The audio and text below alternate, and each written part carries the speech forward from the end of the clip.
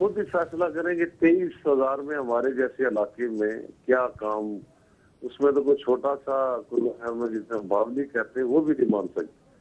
ये उस लिहाज से इससे पहले तबादले भी उन्होंने किए शेड्यूल से पहले, तो फिर दोनों अगर इकट्ठे हो, अतीक खान और भट्टू साहब इकट्ठे हो, तो उनकी ज्यादा कोशिश तो यही है कि मुस्लिम लीग नून का रास्ता रोका जाए।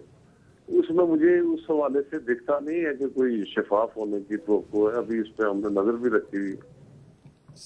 बैरिस्टर सुल्तान महमूद चौधरी ने, मेरी इतलात ये है, रिपोर्ट सजेस्ट करती हैं कि सरदार सिकंदर अयाद खान साहब से राब्ता कायम किया है, इसकी नौयत क्या होगी? कुछ आप हमारे साथ शेयर करेंगे? उन्होंने राब्ता किया है? उन्होंने राब्ता किया है सरदार सिकंदर अयाद खान साहब से। वो बैरिस्टर सब इस राब्ते का मुझे तो सिकंदर साहब से तो बात हुई नहीं है, लेकिन पॉलिटिक्स में तो इससे पहले भी बैरिस्टर साहब के साथ अच्छा सिकंदर साहब का भी ताल्लुक रहा है। यहाँ भी बल्कि बैरिस्टर साहब एक पीपल्स पार्टी के जलसे में आए थे, मजीद साहब ने तो बड़ी गंदी जुबान यहाँ भी बोली थी सिकंदर साहब के खिलाफ, लेकिन बैरिस्टर साहब ने उसमें भी कुछ रवादारी रखी।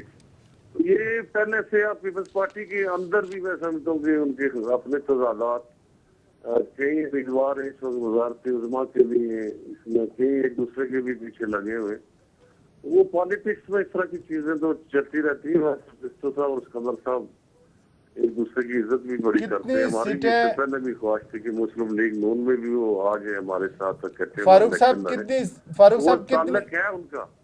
साहब कितनी सीटें मुस्लिम लीग नून लेगी आजाद कश्मीर में? ये इस वक्त तो मैं कुछ कह नहीं सकता, लेकिन मुझे ये भी नहीं लगता कि कोई आजाद कश्मीर में कोई पार्टी उस सिंपल मेजॉरिटी ले सकेगी। वो पहले की तरह लगता है कि भांग किस्म की पार्लियामेंट होती है। इस वक्त मैं कह नहीं सकता कि कितने, क्योंकि कुछ नए हमारे चेहरे भी आए, इसमें नई पार्टी भी है, और ऊपर से हुकूमत पाकिस्तान का भी, हुकूमत आज़ाद कश्मीर का भी जोर लगा हुआ है। तो इस मामले पे मैं नहीं कह सकता कि कितनी सीटें मिलेंगी, लेकिन मुस्लिम कॉन्फ्रेंस से कम बेहतर पीपल्स पार्टी का मुकाबला मुस्लिम लीग नून ही करेगी। आप समझते हैं कि अगर नून इस हैसियत में आ गई कि उसे मुस्लिम कॉन्फ्रेंस से इत्तेहाद करना पड़ेगा हुकूमत की तश्कील के लिए, तो क्या दोनों बुजुर्ग सरदार अब्दुल कय्यूम खान और सरदार सिकंदर अयाद खान दोबारा मिल बैठेंगे या नहीं? नहीं, उसके अब कोई चांस नहीं लगता।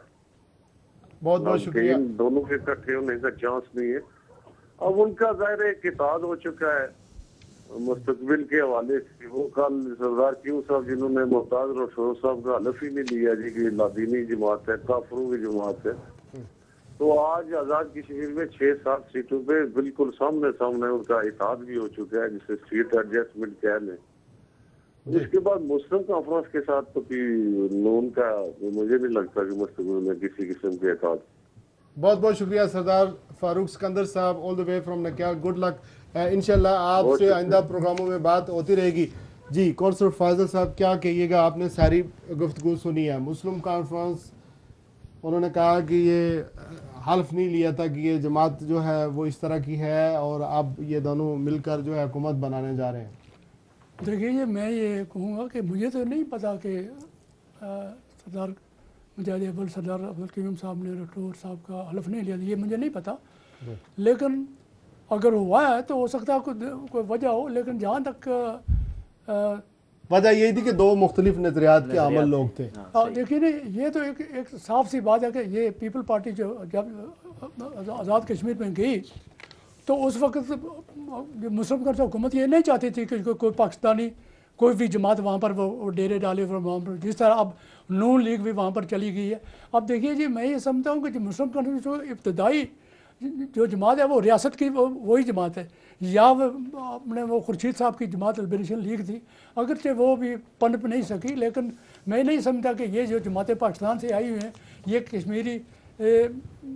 कश्मीरी आके इलेक्शन लड़े, तो मैं ये किसी सूरत में नहीं ये समझता कि یہ نون لیگ وہاں پر کامیاب ہوگی. چونکہ آپ کی جماعت پر یہ الزام ہے کہ کرپشن کے سیریس ایلیگیشنز ہیں. میں یہ سمجھتا ہوں مطلب بڑے بڑے خاندان ایلیٹ کلاس بن چکے ہیں جن کے پاس کچھ نہیں ہوتا تھا, اور یہ سلسلہ کرپشن کا جاری و ساری ہے. نوکریاں سفارش پہ, برادری پہ یہ ملتی ہیں سارے. یعنی لوگ کہتے ہیں کہ مسلم کانفرنس نے آزاد کشمیر کے خطے میں, جب لوگ کہتے ہیں تو میں لوگوں کی بات کرتا ہوں, اپنی طرف سے نہیں کرتا ہوں, لیکن کرپشن کی انتہا کر رکھی ہے.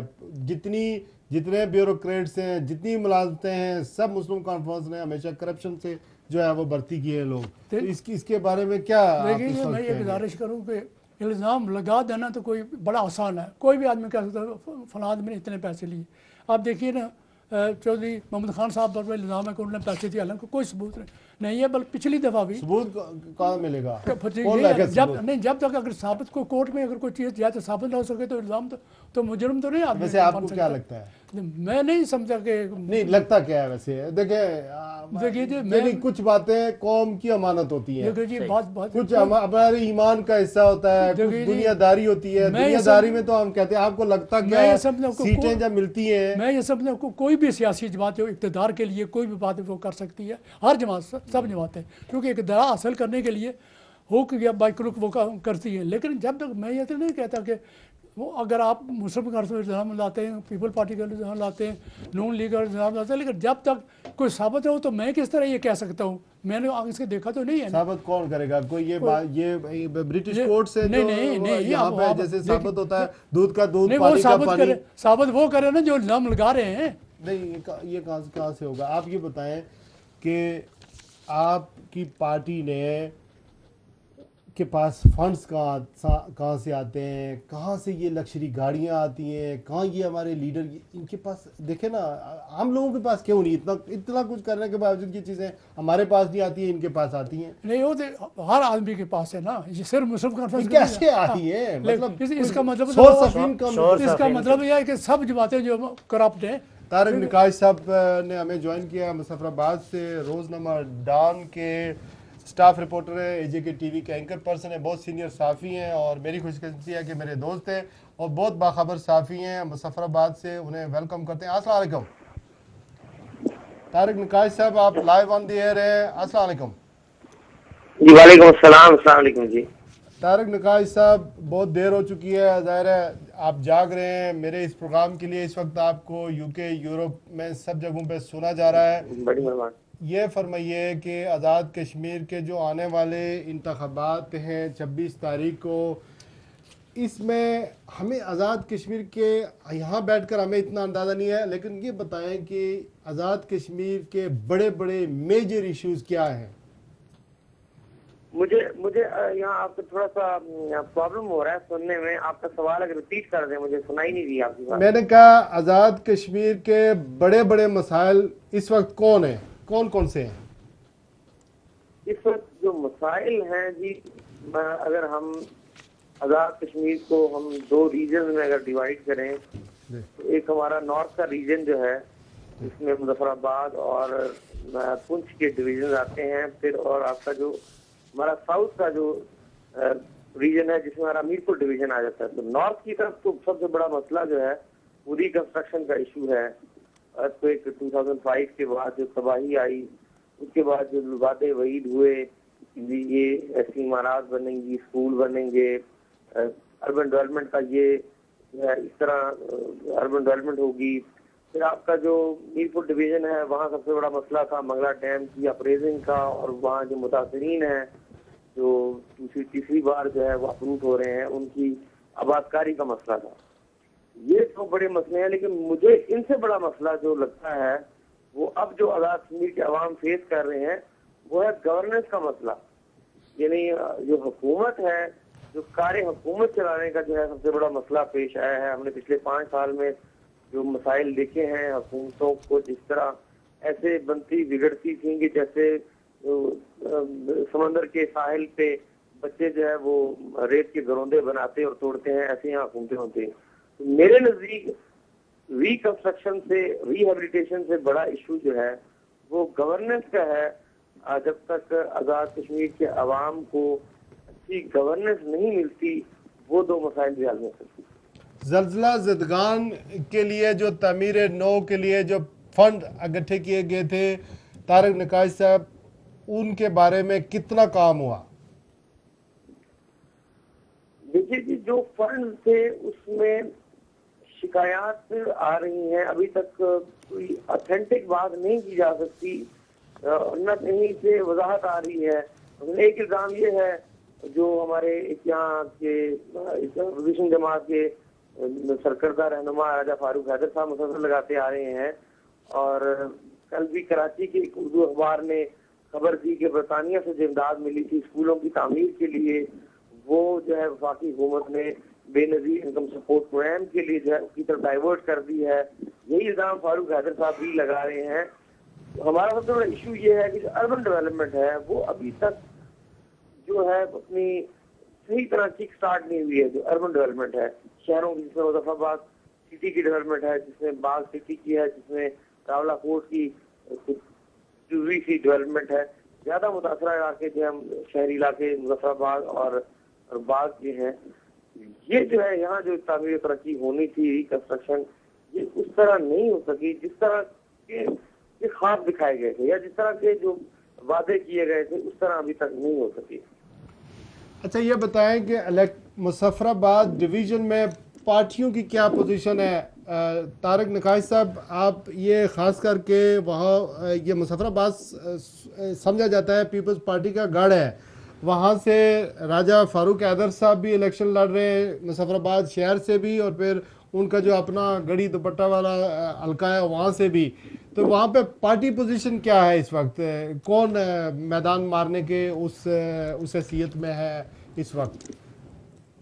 بات یہ ہے جی، اب ووٹر جو ہے وہ اتنا شارپ ہو گیا ہے کہ وہ جب تک پولنگ بوتھ میں نہیں جاتا اس وقت تک اس کی انٹینشن کا کسی کو اندازہ نہیں ہوتا، اور بڑی یہ المیہ ہے ہماری طرف کا کہ ایک زمانے میں جو ہے لوگوں کی انکلینیشن جو ہے، ان کا میلان جو ہے، ان کا جھکاؤ جو ہے، ان کی لائکنگ اور ڈس لائکنگ بڑی کلیئر کٹ ہوتی تھی۔ اب ایسا نہیں رہا، اب لوگ بھی جو ہے وہ بڑے سیاستدان ہو گئے، جیسے سیاستدان ہیں ویسے ووٹر ہیں۔ قبل وقت ہوگا ابھی یہ کچھ کہنا، لیکن obviously تھوڑا سا پیپل پارٹی کو ایج ضرور حاصل ہے، اور وہ اس لیے اس طرح بھی کہ پاکستان میں پیپل پارٹی کی حکومت ہے، اور آزاد کشمیر میں جو ویسیلیٹنگ ووٹر ہوتا ہے وہ ویسیلیٹنگ ووٹر اسلام آباد کی طرف دیکھتا ہے کہ اسلام آباد میں کس پارٹی کی حکومت ہے، اس کا خیال یہ ہوتا ہے کہ اگر اسی پارٹی کی حکومت آزاد کشمیر میں بن جائے اس کے مسائل جو ہیں وہ جلدی حل ہو سکتے ہیں، کیونکہ ہم نے دیکھا ہے جب مخالف جماعتوں کی حکومتیں اسلام آباد اور مظفر آباد میں ہوں تو ایک اہم تصادم کی کیفیت رہتی ہے، اور جو بنیادی نوعیت کے مسائل ہیں اس کے بیچ میں اٹک کے رہ جاتے ہیں۔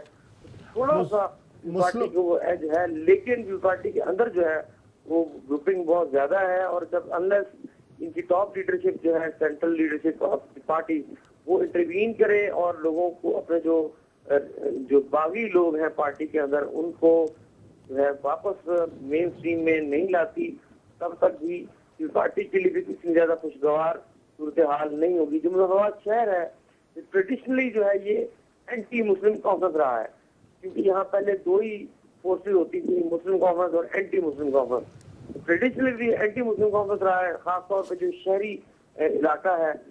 اب یہاں سے مسلم کانفرنس کے جو کینڈیڈیٹ ہیں وہ سٹنگ پرائم منسٹر کے فرزند ارجمند ہیں، پیپلز پارٹی کے جو ٹکٹ ملا ہے وہ یہاں سے پہلے بھی جیتتے رہے ہیں، اور انہوں نے 1996 میں اس وقت کے وزیر اعظم اور موجودہ وزیر اعظم کے والد صاحب کو ایک بڑے وائڈ مارجن سے جو ہے وہ شکست بھی دی تھی۔ لیکن یہاں سے جو incumbent M L A People Party کے ہیں انہیں ٹکٹ نہیں ملا، تو وہ بھی اس وقت بغاوت کے موڈ میں ہیں۔ اور لیکن فاروق حیدر صاحب جو یہاں سے ایک مین کنٹسٹنٹ ہیں، ابھی تک ان کی کیمپین جو ہے یہاں سے اس طرح ہمیں نظر نہیں آ رہی جس طرح پیپل پارٹی کے کینڈیڈیٹ نے شروع کی ہے۔